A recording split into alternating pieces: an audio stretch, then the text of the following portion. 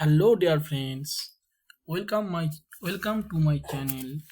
Today's discussion is human anatomy. Let's look at the human skeleton. We have learned about the structures of bones. We are ready to take a look at how they assembled in the body. Human skeleton system.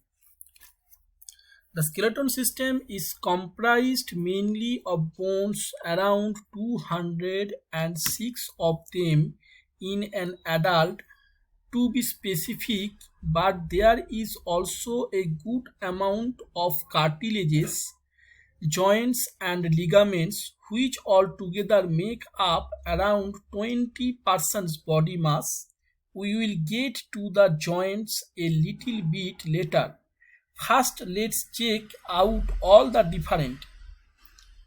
As we recall, there are two sections to the human skeleton, those being the axial skeleton made of the skull,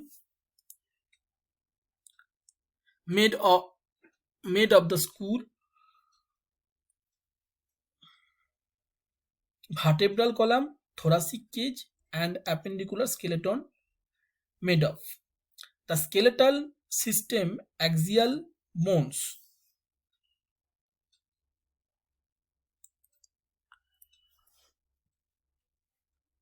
Appendicular skeleton made of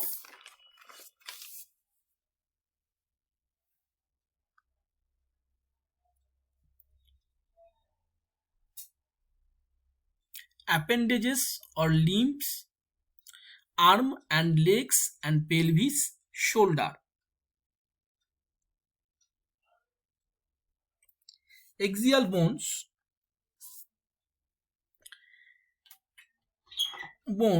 found in the head and torso, skull, vertebral column and thoracic cage. This is the axial bones, skull, this is the vertebral column, and this portion is skull, and this is the high weight bones, and this is rib cage. So axial bones found the heads and torso, skull, vertebra, column and thoracic cage. The skull is fascinating structures made of 22 different bones. The skull contains 22 bones. Cranial bone are the ones that protect the brain, and the facial bones are the ones that give structure to the face.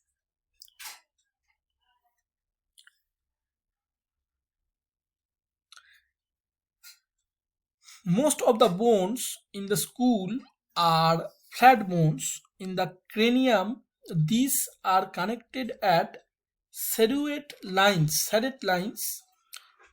called sutures.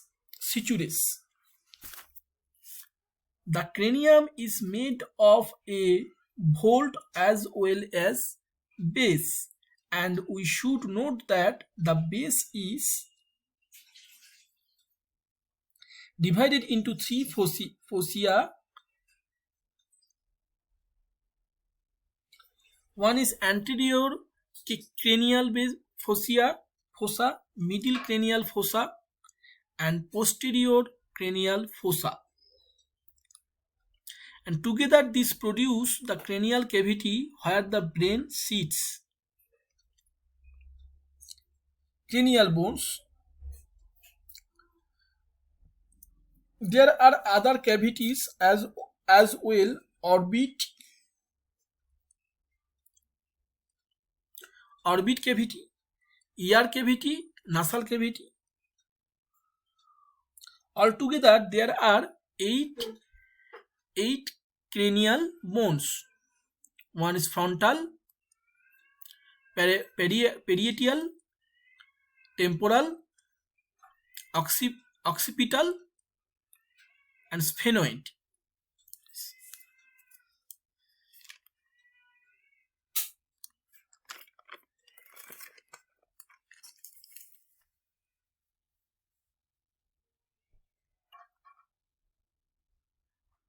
This is the frontal bone, this portion is parietal bone, and this portion is phemoid bones, this portion is ethmoid bones, and this is the temporal bones. I hope this diagram is very beautiful. Everyone can understand where is the position of the cranial, where the cranial bones positions. Frontal, where is, which is frontal bone, which is parietal bones, sphenoid bones. Everything is very clear. Front, this is the front view, and this is side view. And this is the ethmoid bones. Ethmoid bones is this portion is called ethmoid bones. There is the frontal bone, two large parietal bones, and the occipital bones, the two temporal bones, and sphenoid bones and ethmoid bones. The cranial bones are connected, as we said, by sutures, and those have specific names as well. These are coronal and sagittal and lamboid and squamous and occipitamous sutures. So foramina holes that nerves and arteries and veins pass through.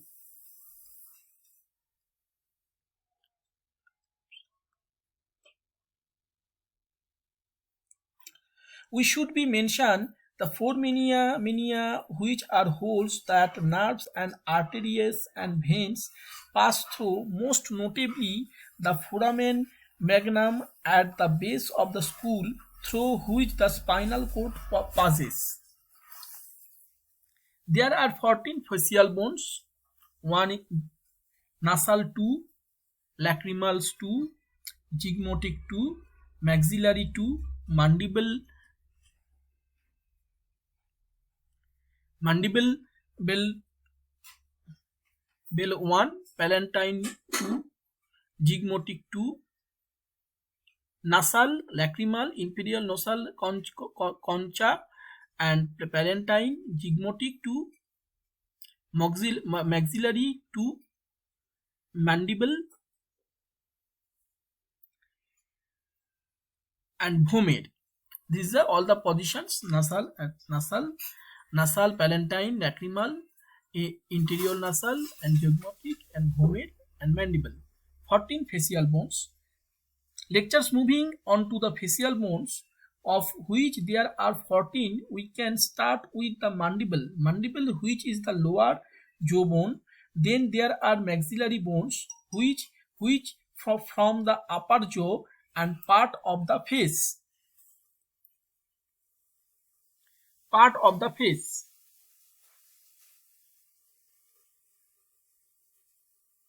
Next, we have two zygomatic bones, which are cheek bones. This bone is a cheek. Our position, cheek position. So it is zygomatic bones. Nasal bones, which make up the bridge of the nose. And lacrimal bones and palatine bones, the vomed and interior nasal conchae.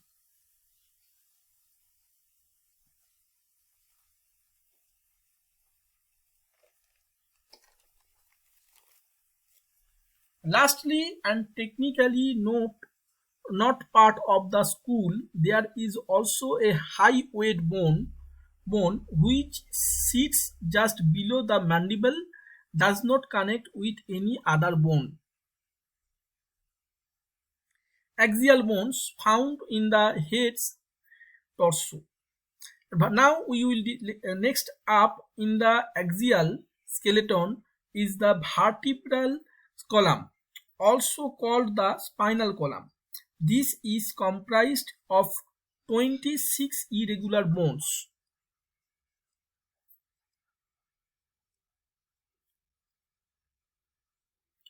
26 irregular bones that form and shape S. Support everything from the skull to the pelvis.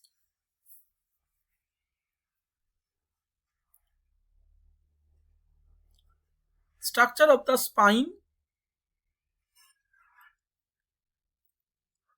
Cervical vertebra C1, C7, thoracic vertebra T1, T12, and lumbar vertebra L1, L5. Below the vertebra, we can find the sacrum which is actually 5 vertebrae fused together. Coccyx and tailbone. Coccyx is made of a few teeny vertebrae fused together. Of course, there is much more to the spine than just the vertebra. Structure of spine. Vertebra, annulus fibrosus, cartilaginous end plate, nucleus pulposus, and anterior longitudinal ligament.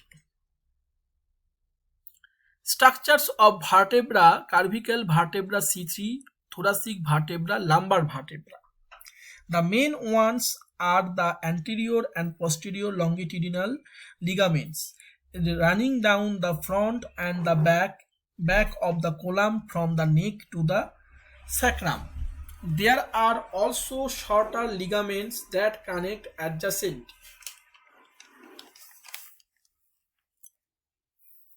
vertebra as well as intervertebral discs. These are cushiony pads made of a nucleus pulposus, which is the more elastic part, surrounded by an annulus fibrosus with lots of collagen. These are found in between each vertebra, acting as shock absorbers when we run and jump. Now let's look a little closer at the individual vertebra. These all have a body and vertebra arc. The whole is vertebral foramen and the spinal cord passes through here, which we'll discuss later. The vertebral arc is made of 2 pedicles and 2 laminae, and from this project various processes. These are spinous process, 2 transverse processes, as well as the superior and inferior particular processes. The vertebra vary slightly depending on where they are found in the column. Cervical vertebra have a spinous process that is very short vertebra, foramen. Cervical vertebra, thoracic vertebra, lumbar vertebra. Additional transverse foramen to accommodate vertebral arteries. Thoracic vertebra have a spinous process that is long and points down, and also exhibit structures called lemifacets which connect to the ribs. Lumbar vertebra, being much larger, have pedicels and laminate that are short and thick, as well as other slight discrepancies.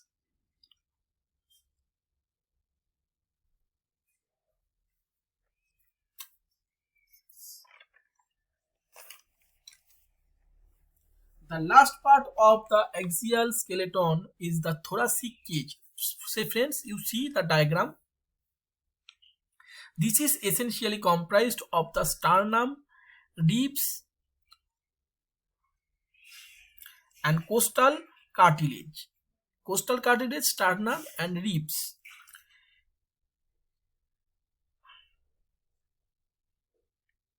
From top to bottom, these are manubrium. These are manubrium, sternal angle, body, and zip weight process. Then there are 12 pairs of ribs that project from the vertebra. The first 7 pairs attach directly to the sternum, and via sections of costal cartilage, and these are called true ribs.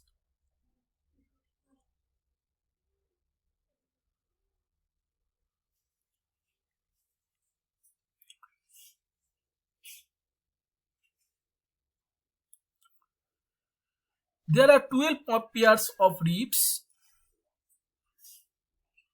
There are 12 pairs of ribs. True ribs 1 to 7 attach directly to the sternum via costal cartilage. False ribs 8 to 12, 8 to 10 attach indirectly to the sternum via costal cartilage to cartilage from ribs above. Ribs and flat bones.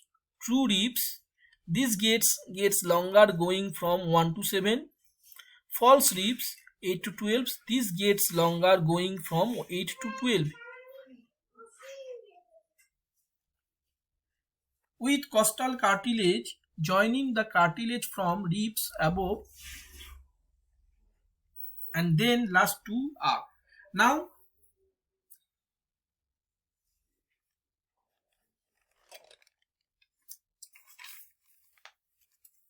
Now we are discussing pectoral girdle, clavicle, scapula, attaches the upper limbs to the axial skeleton. This comprised of the clavicle and collarbone and the scapula and shoulder blade, which together give structure to the shoulder, thereby attaching the upper limbs to the axial skeleton. The clavicle has sternal end where it attaches to the manubrium acromial end, acromial end. The scapula is the thin flat bone, roughly triangular, and it has three borders: the superior and medial or vertebral, and the lateral and auxiliary.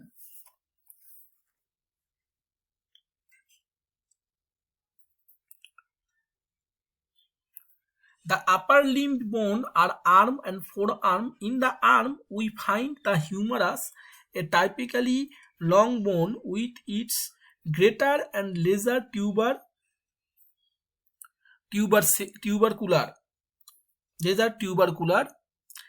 radial group, medial humerus, radial group, medial, lateral, epicondyle, radial, and coronoid fossa, and trachea, capitulum. Moving on to the forearm, we now see two bones, the radius and the ulna. These are connected all the way down by the interosseous membrane and flexible ligament. The ulna is slightly longer with its olecranon and coronoid process. The radius goes from wide to the other way with a thin head and radius tuberosity.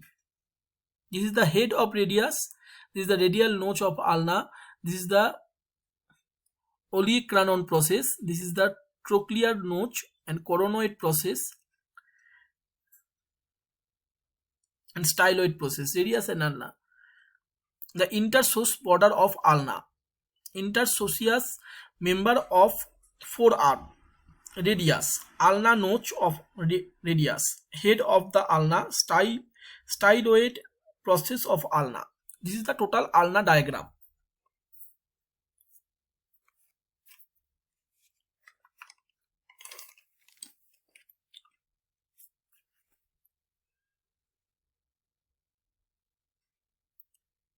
Now we are discussing hand bone, structure of the hand bones. Distal phalanges, intermediate phalanges, proximate phalanges, metacarpals, carpals. The carps and wrist is made of 8 short bones called carpals. These are the scaphoid, lunate, triquetrams, pisiform, and then trapezium, trapezoid, capitate, and hamate. The next we see 5 metacarpals which make up palm of the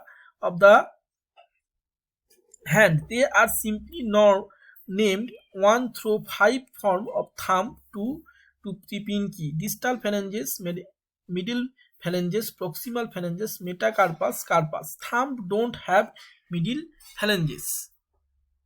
Thumb don't have middle phalanges. Pelvis. Pelvis is pelvic girdle, attaches the lower limbs to the axial skeleton. Structure of the pelvic girdle: ilium, sacrum, hip bone, and ischium pubis. The lower limb. The lower limb is thigh, leg, and foot. This is the hip bone. You will see this is the pelvis. You can see pelvis is the next portion is pelvis. Here you get hip bone, ilium, sacrum, and ischium pubis. The lower limb is thigh, leg plus foot. Thigh is the femur. Femur is the largest bone in the body. And you see the structure of the femur. This is the head, neck, greater trochanter, epiphyseal lines, laser trochanter, line of attachment of border of synovial membrane, line of reflection of synovial membrane. All the is shaped. This is the nutrient foramen. This is the lateral condyle, and this is the lateral surface, and epiphyseal line and medial condyle. Next we discuss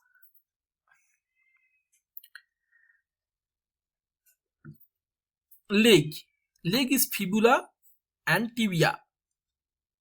Intersosseous medial membrane, and tibia, medial condyle, lateral condyle, and tibial tuberosity, and medial malleolus.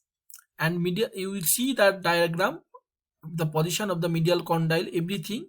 This is the tibia, this is the fibia, this is the fibulus, and between them there is a intersosseous membrane and tibial. Okay, now we discuss foot.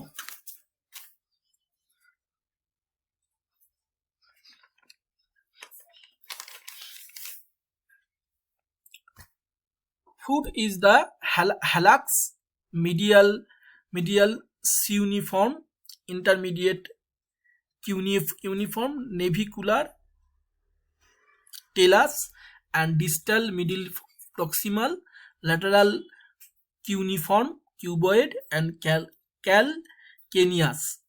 There are three portions. One is phalanges, metatarsals, and tarsals. This is the total leg. Thanks for watching.